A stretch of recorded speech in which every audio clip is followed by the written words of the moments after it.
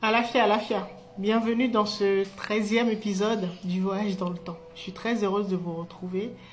Alors, si c'est votre première vidéo, merci d'aller regarder les précédents épisodes à la fin de celle-ci.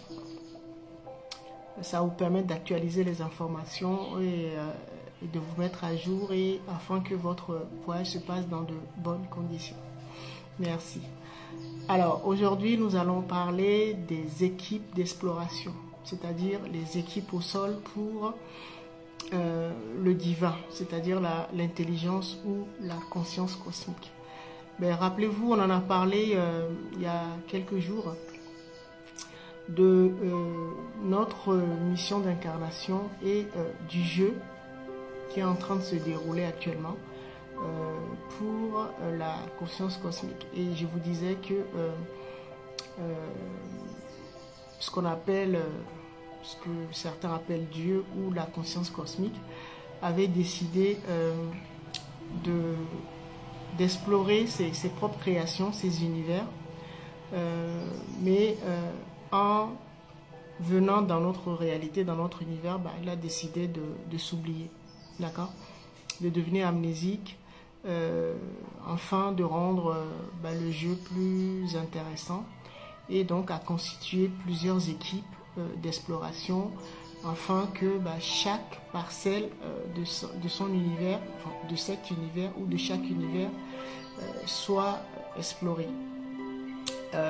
Et donc je vous disais également que il avait projeté sa conscience dans tous les règnes, en fait, tous les êtres, mais de tous les règnes, d'accord. Mais c'est comme si vous construisez une maison, vous mettez toute la décoration, vous avez construit tous les appareils ménagers, vous avez meublé, voilà, votre jardin, vous avez tout fait. Et puis vous décidez de tout oublier, de devenir amnésique, afin de vous émerveiller à nouveau déjà de votre grandeur et de pouvoir redécouvrir chaque facette de votre création au fur et à mesure, en fait, d'accord. Et donc vous allez redécouvrir votre moto, vous allez redécouvrir votre voiture, vous allez redécouvrir votre lit, vous allez redécouvrir vos téléphones, vous allez redécouvrir ce que c'est qu'un frigo, par exemple, ou un four, d'accord. Et donc vous êtes laissé des indices, et puis au fur et à mesure vous redécouvrez tout ça, et en même temps ça vous permet de vous rappeler de qui vous êtes, en fait, d'accord, et de votre magnificence. Voilà, donc c'est pour ça que nous sommes là. Donc les équipes, ça va être les équipes d'exploration, ça va être tout ce qui concerne les outils qui ont été mis à notre disposition. Et donc nous on va se baser, je vous disais la dernière fois qu'on allait se baser sur les centres énergétiques, c'est-à-dire les chakras. Et donc les 7 chakras avec leur double polarité, mais qu'on allait se concentrer vraiment sur les 7 au lieu des 14, on allait se concentrer sur les 7 chakras, d'accord. Donc les 7 chakras, je vous en ai parlé là dans les précédents épisodes.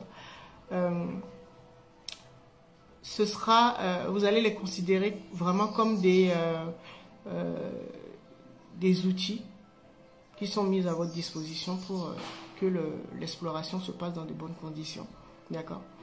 Alors vous allez avoir chaque chakra qui va avoir un rôle, d'accord. Ça va être une capacité dont vous aurez besoin pour que l'exploration se passe dans de bonnes conditions, d'accord. Le chakra de base, le chakra numéro 1 par exemple, va vous servir à vraiment poser, à ancrer les choses. Déjà que vous-même vous soyez bien ancré dans cette incarnation, que vous soyez bien fort, bien ancré afin d'affronter toutes les épreuves qui vont auxquelles vous aurez à faire face. D'accord? Alors, ce sera une personne qui va vraiment incarner cela. D'accord? Qui va pouvoir trouver les moyens pour bâtir vraiment de bonnes fondations à ce que les choses se passent bien. C'est-à-dire tous les moyens financiers, intellectuels, émotionnels et tout ça. D'accord? Alors, le chakra, on ne va pas tous les citer parce qu'on n'a que 10 minutes. Par exemple, le chakra cardiaque, ce sera votre capacité à vous auto-guérir, puisque c'est le chakra numéro 4, le chakra cardiaque, et c'est notre médecin intérieur. D'accord?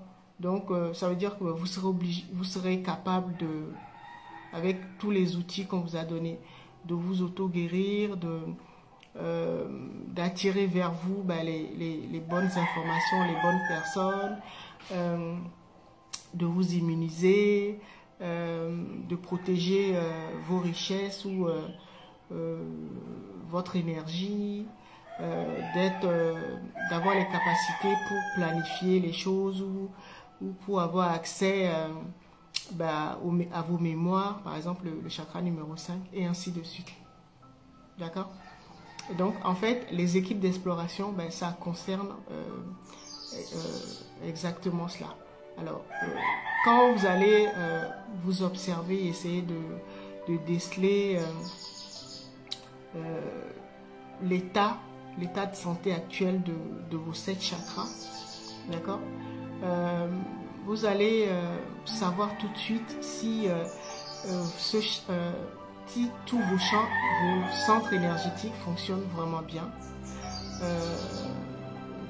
et si vous allez pouvoir utiliser tous les outils ou les capacités dont vous avez besoin pour cette exploration, pour votre mission d'incarnation. D'accord? Vous allez regarder si vous êtes capable de protéger votre énergie, c'est-à-dire votre richesse, si vous êtes capable d'aller chercher les informations dans les archives, d'accord, savoir si vous êtes capable d'avoir une vision d'ensemble de votre réalité, de vous protéger, d'avoir les moyens financiers, intellectuels, émotionnels et tout ça, si vous êtes capable de faire ça. Donc c'est en fonction de ça que vous saurez si tel chakra fonctionne bien ou ne fonctionne pas bien. D'accord? Et donc, ça va vous permettre de reconstituer. Mais surtout, n'oubliez pas que dans l'épisode de demain, 14e épisode, je vais vous apprendre à rencontrer physiquement vos chakras. Et donc, il faut que vous compreniez vraiment bien à quoi ça sert les chakras. Allez regarder l'épisode où on en a parlé. Comme ça va vous aider vraiment pour l'exercice de demain, dans le 14e épisode. D'accord?